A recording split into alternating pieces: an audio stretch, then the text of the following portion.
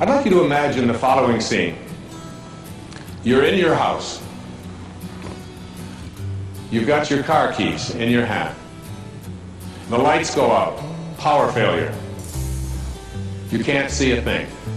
You stumble around in your living room and you drop your keys. And you look around for a moment and you realize that you're never going to find them in the dark. But you look outside and you notice that the street lights are on. So in your mind, a light bulb goes off. I'm not going to sit around here in the dark and grope around looking for my keys when there's a light on outside. I'm going to go out here under the street light and I'm going to look for my keys. Why are you laughing? This makes a lot of sense. So you're out here and you're groping around and you're looking for your keys and you're looking and looking and your neighbor comes along and says, "What happened, Wayne?" "Well, I dropped my keys." "Oh, I'll help you look for them." And the two of us are now down here looking for our keys. And looking, finally he says to me, "Excuse me, but where did you drop your keys?" "Well, I dropped them in the house." He said, "You mean to tell me that you dropped your keys in the house and you're looking for them out here in the streetlight? Doesn't make any sense." And I said, "Well, it doesn't make any sense to grope around in the dark when there's light out here." Now you laugh and you think how silly that is, but isn't that exactly what we do when we have a problem, a difficulty, a struggle that is located inside and we're looking for the solution outside? Someplace outside of ourselves. It would be like going to the doctor and telling him all of your symptoms. And the doctor says, "Oh boy, you've got a lot of symptoms." And he starts writing out prescriptions.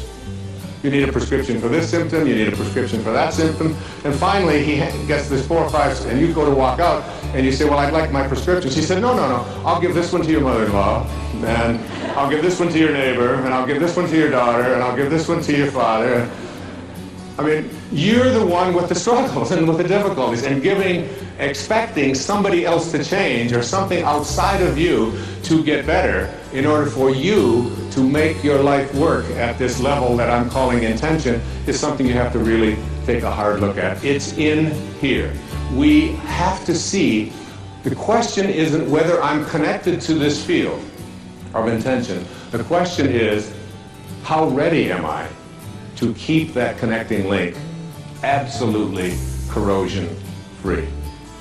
Now, I used to ask the question many years ago, from studying philosophy and teaching it for many years, who am I? Who am I? I'm pretty much at peace with that now. I really think that who I am is a piece of the divine source, disguised as an author and a father and a writer and someone who delivers these kinds of talks and so on. It's all a disguise. I remember when someone asked Mother Teresa, "What do you do every day in the streets of Calcutta?" She had a wonderful, profound answer. She said, "Every day I see Jesus Christ in all of his distressing disguises. I see the unfolding of Source, the unfolding of God, the unfolding of Spirit in all that I encounter. And I see it in myself as well. And I see that and know that. That's not the question that bugged me the most. The one that puzzled me the most is, where did I come from? Where did I come from?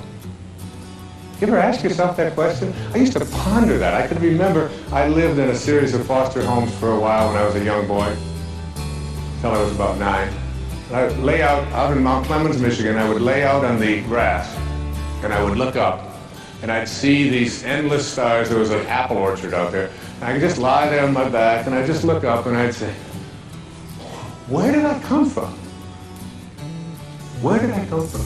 And it's not about reincarnation. I always liked Eleanor Roosevelt's response when they asked her if she believed in reincarnation. She said, I don't think it would be any more bizarre for me to show up in another lifetime than it was for me to show up in this one. It always kind of made sense to me. It's hard to figure all of this out. But where did I come from? Where did I come from? So you ask yourself this perplexing question, where did I come from? And most of us, when we think about that question, we come up with an answer. And the answer is, as hard as it is for us to even imagine, our parents did it. It's a tough one. So what I'd like to do just for a few seconds here is to go back to take the microscopic dot that is your beginnings, in which there's a future pole that is created, every face and every body and everything in here, and everyone out there watching today, in that one instant miraculous moment, everything that you needed for this physical journey was in there. Too hard to comprehend, you just accept it. So now we take the dot, and we look at the dot and we say, let's find the origin of the dot that began me. And you put it under a microscope, and you turn up the magnification, and what you see as you turn up this magnification is you see molecules. And inside of those molecules are mostly particles, and these particles are all flitting about, and there's mostly just empty spaces in there. And you take one of these particles out, and we call them atoms. And you put this atom looking for your source, looking for where you began, and you put it under another atomic microscope, turn up the magnification even stronger, and what do you discover as you turn up the magnification? You discover that it's just more empty spaces and more particles with new names. Protons, electrons, neutrons, protons, whatever you want to call them, right? We memorized them in junior high school, right? So you take one of these electrons, and you're just looking for your source. Where did I come from? You turn up the magnification on this electron microscope, and what do you see? More spaces and more particles, all flitting about, a dance, this huge dance. And you take one of those and you turn up the magnification, and what you have are new particles with new names called quarks. We're now looking at quantum physics, the study of the behavior of matter at the tiniest, tiniest, tiniest levels. And we're just looking for our source. So finally we take one of those quarks, and these quarks are really weird.